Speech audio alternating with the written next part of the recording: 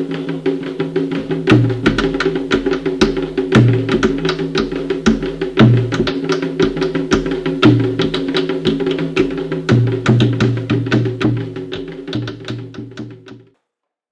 a todos e a todas, sou o Ogan Jassanã e esse é o Falando do Axé, já na nossa versão 2019, e recebendo aqui hoje a visita nosso irmão, nosso amigo Babalorixá, Rafael Omipelê de Erinlé, que veio aqui para a gente bater uma conversa e eu não ia perder a oportunidade de lhe entrevistar.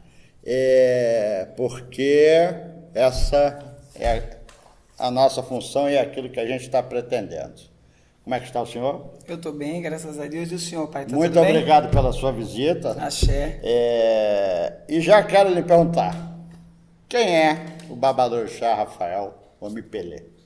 Bem, pai, sua bênção novamente, né? Eu quero, na verdade, começar agradecendo a Eledumare, a minha Ori, né, que me permitiu estar aqui com o senhor, que me permitiu chegar até aqui. Quero pedir licença aos meus mais velhos, a tantas pessoas ilustres que aqui passaram. Então, eu me sinto especial, né, por também estar tendo essa oportunidade tão quanto eles, que são exemplos para mim. Quero tomar bênção aos meus mais novos, enfim, a todos. No fundo, começar pedindo bênção a Deus, a Eledumare e a todos vocês. Bem, o Rafael de Erinlé, né, alguns na minha casa, na verdade, a gente cria o costume, né, eu estou me aperfeiçoando em ouvir, né, Babá Omipelê, que ficou mais entre os meus filhos, mais as pessoas mais próximas, no fundo, Babalorixá Rafael de Erinlé. Eu fui, na verdade, iniciado por mãe Regina de Oxóssi, minha grande mãe, saudosa mãe Regina de Oxóssi, de Madureira, né, fui iniciado no dia 1º de outubro de 2002, dentro do Ilha Axé Baodé, em Madureira, e com ela passei longos anos, passei toda a minha parte de Iaô, foi a pessoa, foi a Ialorixá, foi a casa da onde eu retirei os meus maiores exemplos e talvez a força para seguir esse caminho. Porém, pai, na verdade a minha história ela começa um pouco antes, acredito, né, que numa forma espiritual, a Umbanda, né, por ser algo também tradicional dentro da nossa cultura, seja presente na vida de tantos outros babalorixás. E aí eu queria também, né, antes de chegar até a minha mamãe Regina, queria voltar a esse passado que para mim foi no fundo o alicerce, né? Foi no fundo o alicerce de quem hoje tem a religião afro-brasileira, tem o candomblé, não como só uma religião, é a minha vida, é de onde eu aprendi, foi de onde eu cresci. Muito jovem, passei por várias etapas, como qualquer outra pessoa jovem, e foi do candomblé que eu retirei muita coisa boa, e foi da Umbanda também que eu retirei muita coisa boa, que veio me ajudar nessa formulação de ser um bom ser humano. Então, na verdade, a minha história ela começa quando eu, ainda muito pequeno, tenho um problema de saúde, e naquele tempo... Só um parênteses. De que santo que o senhor é? Eu sou de Oxóssi, sou de Erinlé. Erinlé.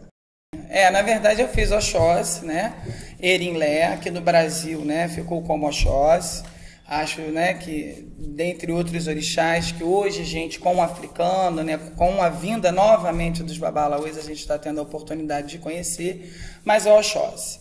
Mas o meu chamado, como o senhor falou, curiosamente, para a religião, mesmo que naquele período, né, ainda não tinha maturidade para entender, foi através da saúde, né? Então eu tive um problema enquanto criança, acredito que por volta de um ano e meio, e a minha família perdida por tanto tempo, acredito que eu tenha ficado também doente por quase 2 anos, ela acaba encontrando a Umbanda. E aí é que entra a minha avó. E a sua mãe, ninguém da sua família era de santo? Então, ninguém até então da minha família, curiosamente, era de Umbanda. Ou a gente tinha, na verdade, ou elas conheciam que alguma outra bisavó, tataravó, ou seja, algum ancestral antes da minha avó e da minha mãe eram de santo.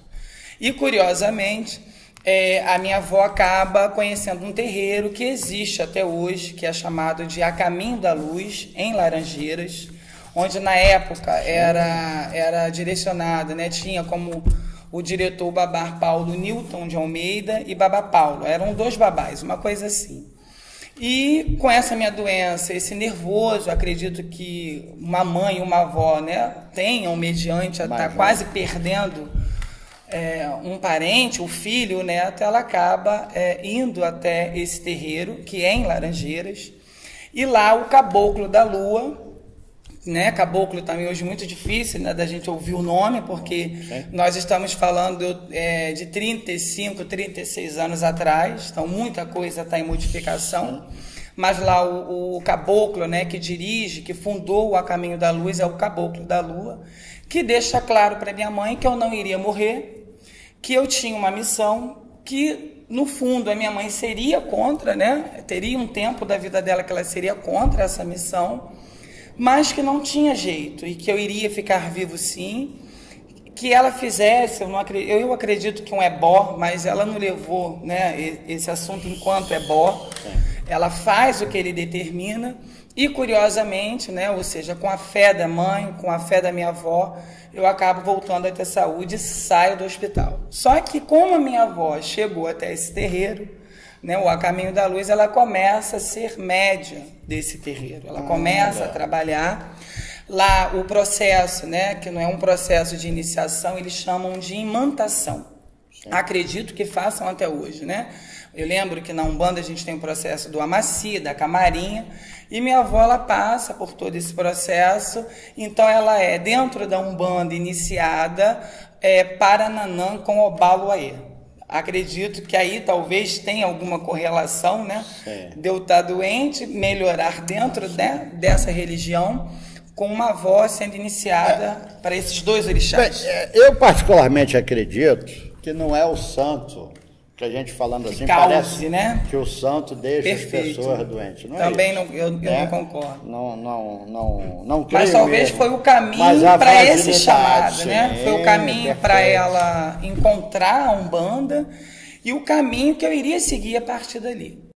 Só que ainda criança, muito novo, eu começo a ter em memória, né, o meu contato da Umbanda, já não no centro de Laranjeiras, mas sim no nosso bairro onde nós morávamos, que era Bangu, com um terreiro de Dona Venância, né, uma mulher de Oxum, uma baiana. A rua era próxima, talvez por isso, porque a idade foi chegando, então para ela era mais cômodo chegar até esse terreiro.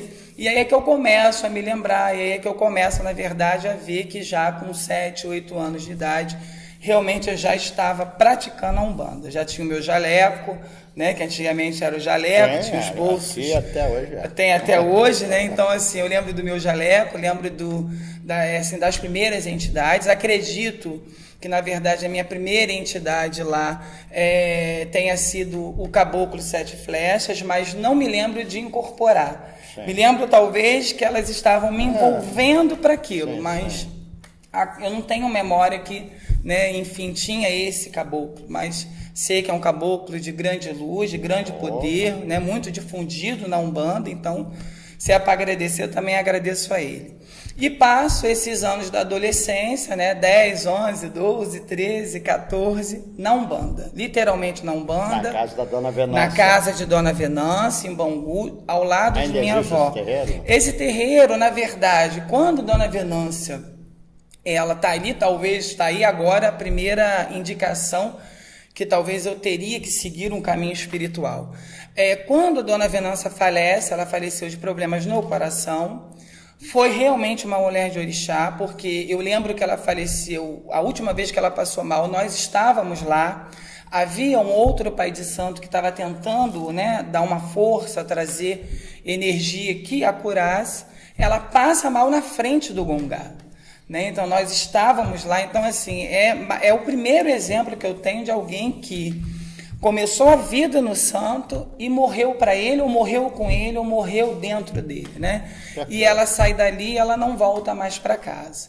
O terreiro, na verdade, o caboclo que ela recebia, né, era o caboclo Ventania, né? Também hoje não tão falado, mas ainda existente. E o caboclo Ventania deixa claro para Dona Georgina, que seria a mãe pequena da casa, junto da minha avó, que além de amiga, era também muito presente, que eu iria continuar com o terreiro, que a missão dela estava terminando. Ela já tinha recebido um aviso em um sonho do Exu que ela recebia, que era o seu sete encruzilhada, que ela preparasse a bagagem dela, que a missão dela estava cumprida. Só que, infelizmente, por ser uma casa, não era uma casa ruim, uma casa tão estruturada, né, como essa, e os filhos que não eram da religião não abrem mão do espaço físico, não abrem mão, né, dos valores materiais. E aí o terreiro, na verdade, ele termina fazendo com que a minha avó começasse, dentro da própria casa dela, a formar o próprio terreiro. Né? E aonde eu vim ajudar ainda mais fortemente. Mas lá na casa da Dona Venância, a sua avó trabalhava? Minha avó trabalhava. Não, minha avó era média da Dona Venância. Que beleza. Ela termina no A Caminho da Luz. Isso, quer dizer, na verdade, que eu acho que cabe destacar, que a sua avó começou a trabalhar já idosa. Já idosa. A minha avó, no caso, eu encontrei o orixá, vamos dizer, criança, né? Para mim é válido. Sei que no candomblé, não estou aqui dizendo que esses anos são contados dentro da minha iniciação com a minha mamãe Regina, mas é experiência espiritual, é contato espiritual, né? É uma possibilidade de estar dentro de uma religião afrodescendente, afro-brasileira, brasileira, né? Porque a Umbanda é daqui de Niterói.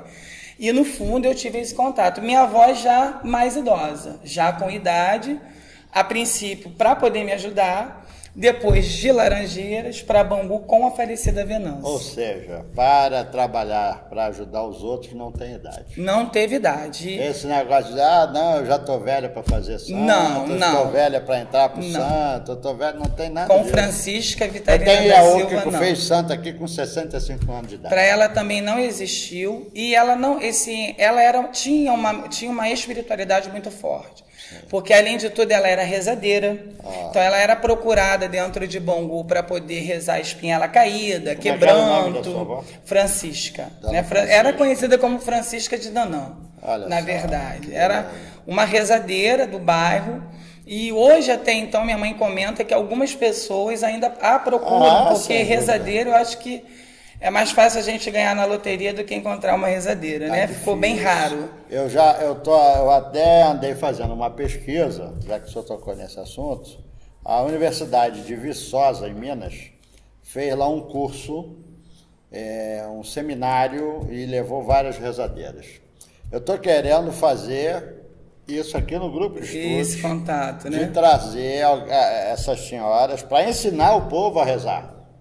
Porque aquilo funciona. Porque é passado, né? Pode ser passado. E é um processo cultural bastante significativo e importante. E que está sendo meio que esquecido. E o quanto é importante para esse contato de alguém que está necessitado de uma ajuda, curiosamente com dor, né? Então, com dor, realmente a gente precisa ser ajudado, e essa oração vem até para mostrar esse novo segmento, talvez, para a vida dessa pessoa. Perfeito. E minha avó fez muito isso. Então, ela participa com Dona Venância até a morte, por conta desse problema no coração, e aí ela começa a fazer o próprio terreiro, onde a minha participação, então, começa a ser mais forte, devido à idade, devido a ela não querer mais ir para outro lugar, né? E pela vivência que ela tinha tido, ela começa a tocar, né? Nós começamos a tocar em Bangu a nossa Umbanda, né? E dali que eu vi todo esse processo, os amacis, a camarinha, né? O que era o gongá, o que não era, os caboclos, os pretos velhos, enfim.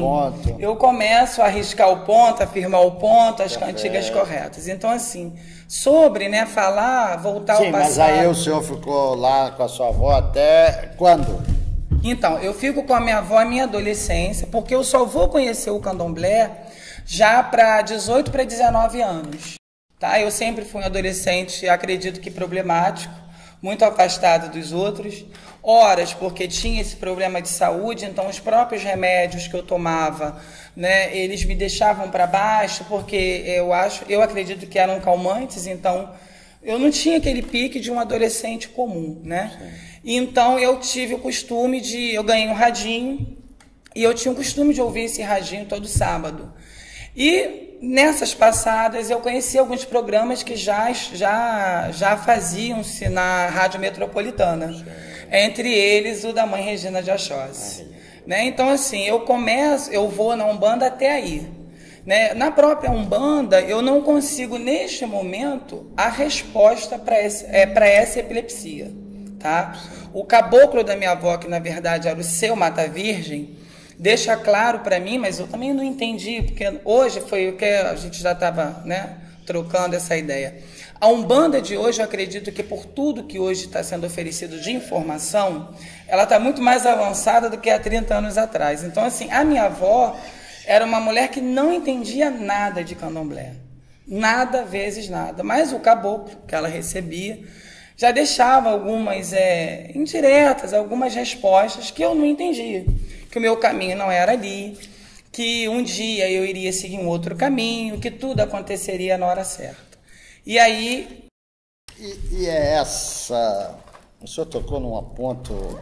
Um ponto bom, espetacular, né? Que é essa questão do tempo. Do tempo. Como é que a nossa ansiedade humana, muitas das vezes, atrapalha na compreensão, no entendimento e na própria interpretação da orientação dada. Correto. Seu mata-virgem deu a dica. Me deu a dica, me deu os conselhos, mas falou do tempo. Falou que a hora certa chegaria. Como é que uma pessoa de orixá percebe o tempo? Como eu percebo? Bem, o tempo... Não, eu estou fazendo uma indagação filosófica, na verdade, porque parece uma coisa distante. Isso, de tempo. Hoje, né, com que eu já vivo, o que eu entendo do tempo? Eu, junto dessa palavra tempo, eu coloco a paciência, né, que dentro de alguns itãs, Purifá, pelo próprio Orumilá, foi a melhor esposa, né? Foi ele que escolheu essa palavra. Calma. Paciência para mim. Paciência, babai, que a gente vai chegar lá. Sim, e aí o senhor ouvia a Rádio Metropolitana Mãe Regina. Ouvi o rádio por ser esse adolescente aí recluso e começo a ouvir a Mãe Regina, né? Só que sempre fui muito preso. Não sei se, né, hoje já vejo que os adolescentes são mais diferentes do que eu fui. A mãe ali em cima, então eu dou uma desculpa e chego até a Rua Compositor Silas de Oliveira com um amigo, né? Ele é que me leva para conhecer a Mãe Regina, na verdade, e faço o meu primeiro jogo. Esse meu primeiro jogo, né, é realmente algo que vai se tornar definitivo. Ela chega para mim, ela não me conhecia, eu não a conhecia, ela não sabia da minha vida, e ela conta exatamente o que eu estou vivendo, que eu caía, que eu era uma pessoa para baixo, que eu era um adolescente parado. Ela narra tudo o que eu vivo. Que espetáculo. Eu fiquei espantado como aquele ser tinha tanto poder daquela forma. E todo mundo sabe, as pessoas que pelo menos, né, tiveram essa maravilhosa oportunidade de conhecer a mamãe, ela jogava de uma forma espetacular. E ela vai descrevendo a minha vida. Ponto. No final do que ela descreveu, ela falou assim, olha, você não está doente. Isso é o orixá, isso é Oxóssi. Né? Ela falou assim, mas eu não sabia que ela estava dizendo que eu era de Oxóssi, mas ela falou que isso era Oxóssi.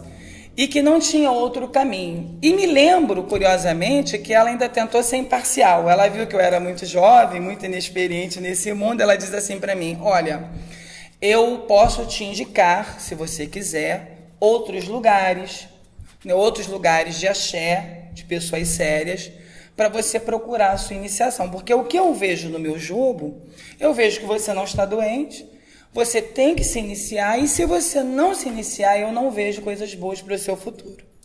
Só que foi naquela época que eu falei para ela, mas senhora, né, chamei ela assim, como é que eu vou chegar em casa e dizer para uma mãe que não me quer mais nessa religião e para uma avó que só sabe da Umbanda? Que eu tenho que fazer isso, né? Como é que é isso? Como é que é raspar? Eu não tenho dinheiro, falei para ela. O que eu posso fazer por você é isso. Ela, né, me deu aquele corte. O que eu posso fazer por você é isso. Eu vou te passar um ebó. E aí você, provavelmente eu vou, ela não me afirmou, eu vou à cachoeira, acho que na casa, na época, né? Vamos pensar, eu fui iniciado logo que eu cheguei. É uma outra parte da minha história muito interessante. Eu não esperei para ser iniciado. Se eu fui iniciado 1º de outubro, eu acredito que esse meu contato com ela tenha sido ou no início de setembro ou no final de agosto. Caramba. Foi muito rápido. E ela chegou para mim e falou o seguinte: olha, eu vou à cachoeira, estava perto do Ulubajé e logo depois iria ter uma obrigação. E eu vou levar uns presentes nas águas, porque o orixá que estaria recolhido era ligado às águas, provavelmente Oxum, Iemanjá. E se você quiser fazer o ebó, eu vou te levar para fazer o ebó. Só que antes eu preciso falar com a sua mãe. No caso, o nome da minha mãe é Maria da Conceição. Eu falei assim, é outro problema, né? Como é que eu vou chegar para minha mãe e vou contar que eu estou aqui escondido e que eu estou aqui que você quer falar com ela? E eu falei, mas eu pensei também, falei assim, olha, eu estou doente, já estou... Aquela senhora acertou minha vida toda, alguma coisa tem. E eu cheguei para minha mãe e falei que ela queria falar com a minha mãe. Depois eu entendi. No fundo, ao que vai acontecer, ela só queria ter um respaldo, porque eu já era de maior, né? Eu já estava com 18, 19 anos, mas a minha aparência ainda era muito infantil. Então, assim, talvez da polícia, né? Ou da minha mãe chegar lá querendo quebrar tudo. E então eu falo com minha mãe sim, falei para minha mãe todo o jogo, falei que ela era uma pessoa que me parecia ser muito boa e que ela falou que eu iria ficar bom e eu queria ficar bom, eu não queria mais ficar caindo na rua, né, tropeçando, me acidentando. E a minha mãe vai ter essa conversa com ela não me contou essa conversa, minha mãe só me falou na época que já estava tudo resolvido, que ela ia fazer, porque minha mãe também não tinha noção. Tá, ok. Eu vou pro dia do ebó. Né? Eu cheguei lá no sábado de manhã, que era o dia da cachoeira, e ao chegar, eu só me lembro disso, a única confiança, vamos dizer assim, que ela me dá, ela diz o seguinte, eu lembro que eu cheguei de Havaiana, eu fui de Havaiana, uma bermuda e uma camiseta, eu fiz santo com o corpo. Ela só falou assim para mim, olha, você veio pro ebó, mas você não vai mais voltar para casa, a partir de agora você já está recolhido.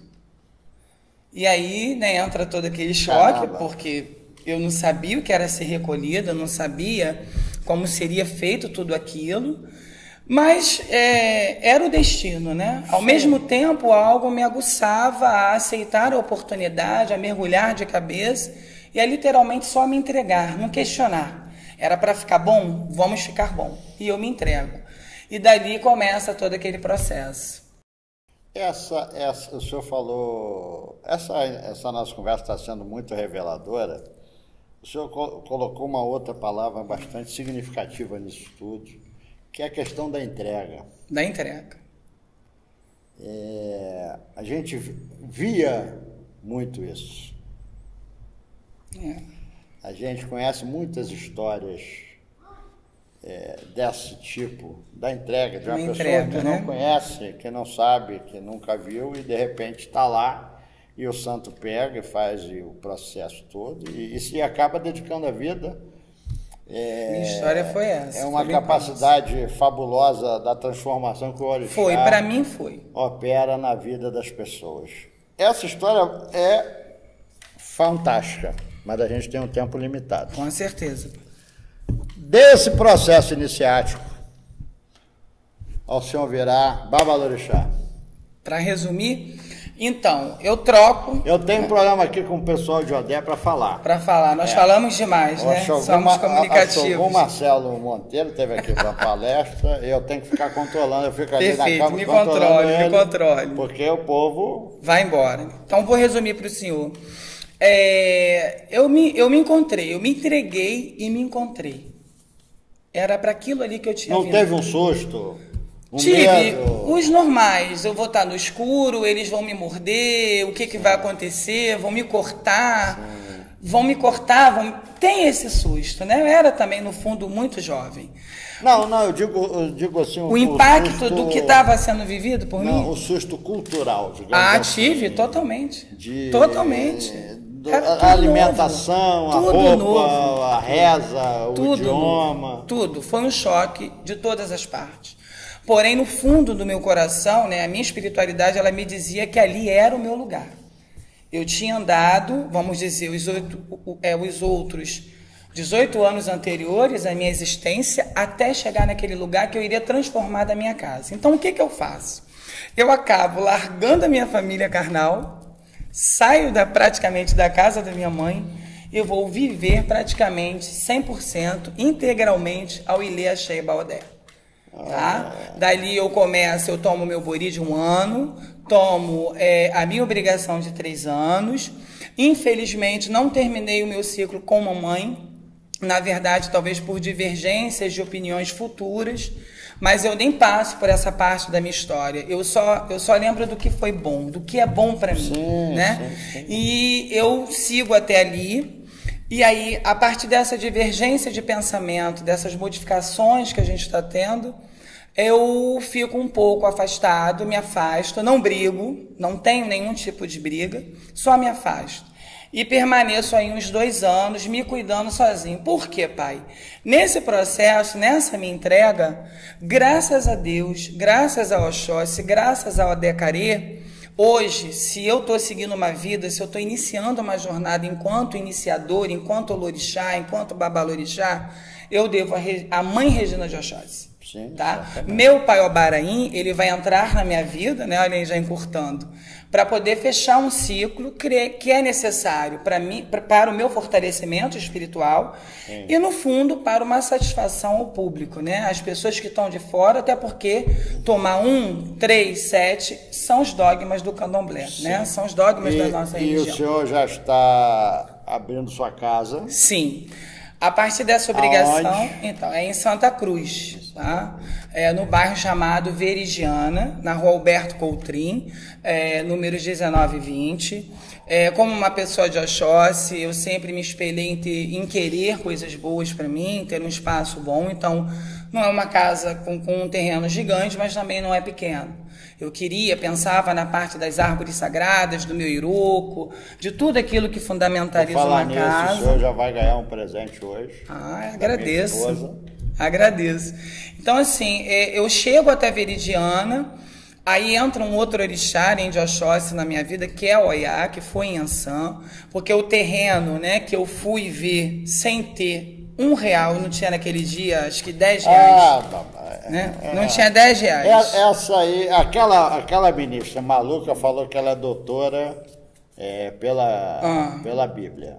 Eu vou abrir um curso aqui de contabilidade de orixá. Orixá. Eu vou ver um terreno sem nada. Fui conhecer o terreno sem nada, né? Curiosamente, a pessoa que queria vender o terreno era feita de Ançã.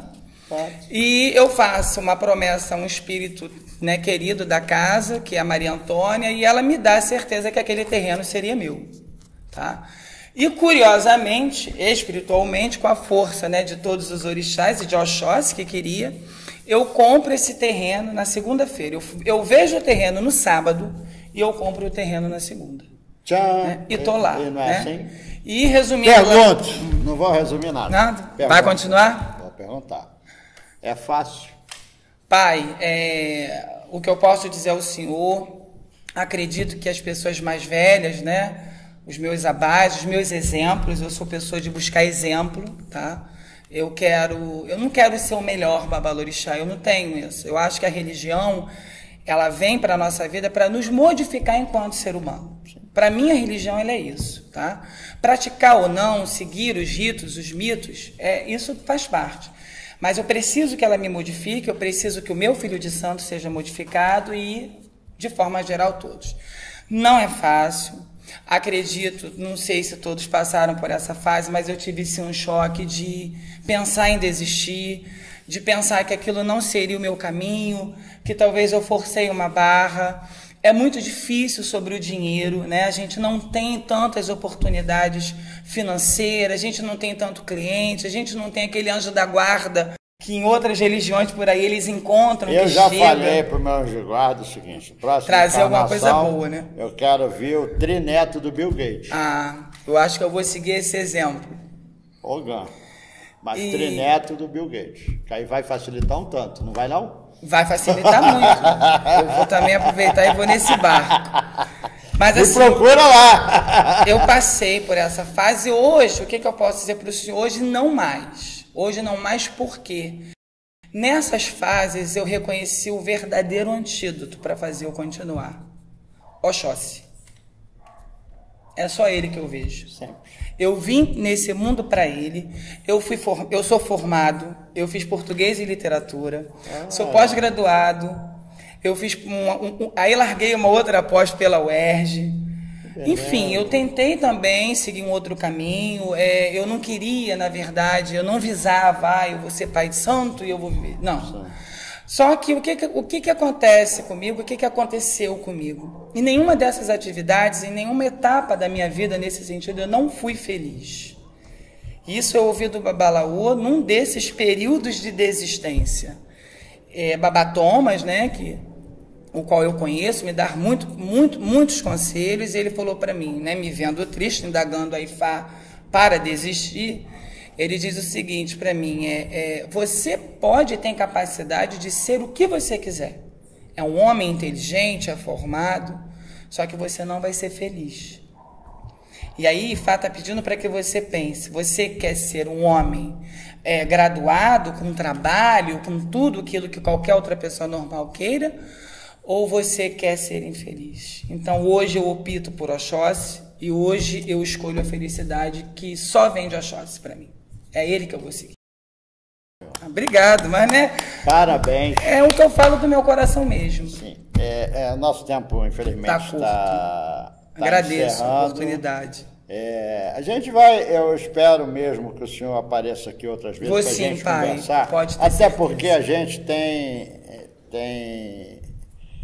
o hábito de pensar muito sobre as coisas do candomblé. E estar construindo uma casa, essa parte física da casa, toda essa experiência, é uma experiência que a gente já tentou mensurar. Eu já fiz pesquisa na internet, já perguntei, questão de custo. Nossa. Enfim, essa experiência, que é uma experiência riquíssima, né? Porque não é uma obra qualquer. Não é qualquer. Os recursos não são fartos, enfim. E nós vamos falar especificamente sobre essa questão da obra, e já vou lhe sugerir que o senhor comece a fazer um caderno para anotar esses valores, esses custos, os prazos, os tempos, que é para a gente ter uma noção prática, né, de como levantar um terreiro. Porque é o que eu falei da questão da contabilidade. A gente é a religião que mais gasta dinheiro, se não a única religião que gasta dinheiro. Todas as outras acumulam, e tudo que a gente faz, a gente gasta. Então a gente gera emprego. Com certeza. A gente gera riqueza para um monte de esferas da nossa sociedade, e não é encarado como esse patrão, digamos assim. A gente né? nem tem, né? Tudo que uma empresa tem, a gente não tem. Então, essa experiência da obra da casa, a compra do terreno, esse histórico, eu acho que é importante, enquanto o senhor é jovem, o senhor registrar isso no caderno, porque isso é parte da história. No fundo, assim, essa parte nós já temos, né? Então, já estou sem saber, né, que isso é importante, eu sigo esse caminho. Essa menina aqui, né, que é a Clélia, uma mulher muito importante para mim, ela faz toda essa parte. A gente guarda tudo que está sendo gasto, até para a gente ter uma noção no futuro, né, o quanto foi, como foi. Perfeito. E é ela que me ajuda em tudo. É ela que pensa o que eu vou fazer agora. Olha, vamos consertar a caixa de esgoto. Ela tece tudo. Ela é uma administradora. Eu tive essa sorte. E fotografe. Tem as fotografias também, vai registrando, vai guardando, que isso é história. Tem de tudo, pai. Até do Exu da Encruzilhada da minha rua, a gente está marcando a data. Um espetáculo. Parabéns. As sapatos. Babá, infelizmente o tempo agora foi mesmo. Espero em Deus e Odé, Erinlé, ele vai querer, aos caçadores todos, Axé. ao Oxóssi, que lhe dê muitos anos de vida, Axé, saúde, prosperidade para sua casa, para os seus filhos, Axé. Que esse esforço que o senhor está colocando nisso, que isso tenha um reconhecimento. Axé, que assim seja. De todas essas divindades, para que o senhor consiga implementar, porque o senhor é como a ponte. Eu não acho que eu não estou velho ainda não, mas são pessoas como o senhor que são... A continuidade, né? E daí adiante. Mais uma etapa até que chegue outro e leve à frente. Então, eu espero mesmo que a Oxóssi lhe dê sucesso. Axé, pai. Obrigado. Para nós. Parabéns. Obrigado pela sua visita. Obrigado, Colafé. Colafé ao lado do Colafé. Espero que você tenha gostado, sei que você gostou. Se inscreva lá no nosso canal, dê um like e em breve a gente está de volta. Axé. Grande abraço. Parabéns. Obrigado, pai.